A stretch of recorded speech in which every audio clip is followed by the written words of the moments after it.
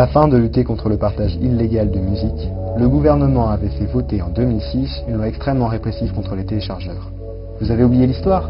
Rappelez-vous. Des députés de droite comme de gauche avaient voté pour une solution alternative, la licence globale.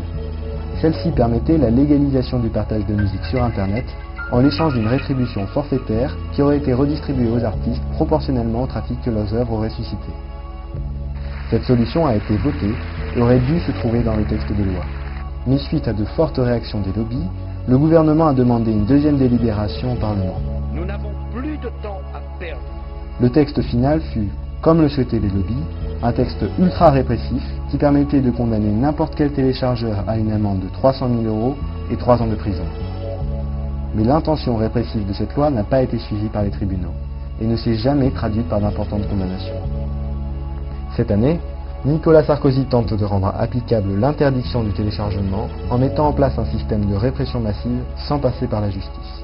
Son projet de loi, du nom de loi Création et Internet, ou loi Hadopi, prévoit la coupure automatique de l'accès à Internet d'un abonné ayant été détecté en train de télécharger après 2 avertissements. Cette coupure pourra durer jusqu'à 1 an et sera commandée par une autorité administrative indépendante.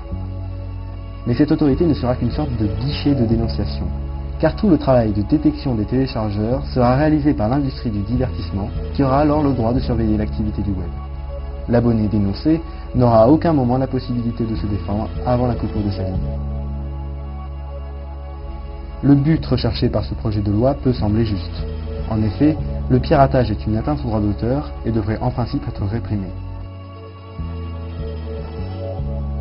Mais dans la méthode, cette loi pose de nombreux problèmes éthiques et est inacceptable.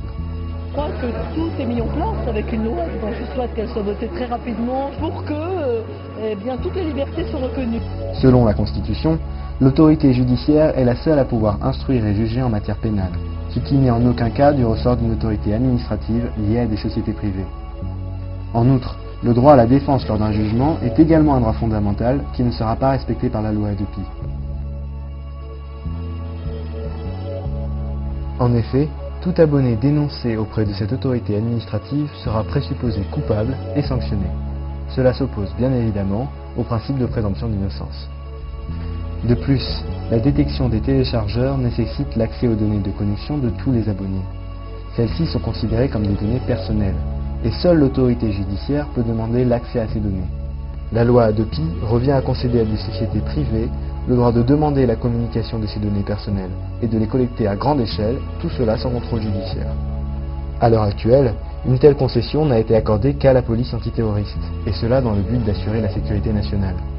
Ainsi, avec cette loi, des mesures d'exception à la protection des données personnelles, qui avaient été concédées pour la lutte antiterroriste, seront étendues à la lutte contre le partage illégal de musique.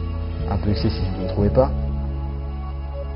Mais peut-on toujours parler de mesures d'exception à la protection des données personnelles, lorsque ce système de surveillance s'attaque à des millions d'individus? La disproportion d'un tel schéma aboutit à la banalisation de l'atteinte à ces droits fondamentaux et à leur disparition pure et simple. Ceci explique l'opposition de la CNIL, Commission nationale de l'informatique et des libertés, qui a entre autres pour rôle de fournir au gouvernement des avis relatifs à la protection des données personnelles sur ces projets de loi. En effet, celle-ci conclut dans son avis à propos de la loi Hadopi que le projet de loi ne comporte pas en l'état les garanties nécessaires pour assurer un juste équilibre entre le respect de la vie privée et le respect des droits d'auteur. Pourtant, malgré toutes ces dispositions, les pirates pourront continuer à télécharger en utilisant des réseaux anonymes ou en se connectant au réseau Wi-Fi des environnants. Il est en effet possible de se connecter à des réseaux Wi-Fi protégés grâce à certains logiciels de hacking. Des voisins dont le réseau Wi-Fi aura été pénétré se retrouveront alors privés de leur connexion sans avoir jamais téléchargé.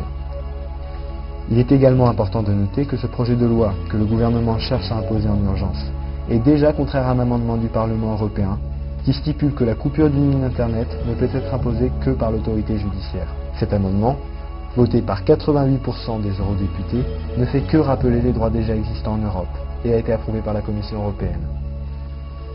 Rappelons aussi que cette loi va à l'encontre des positions de l'ARCEP, qui est le gendarme des télécoms, l'AFA, l'association des fournisseurs d'accès à Internet français, et au rapport Attali. Pour finir, cette loi, s'inscrivant dans une logique de répression massive, coûtera plus de 30 millions d'euros par an aux contribuables.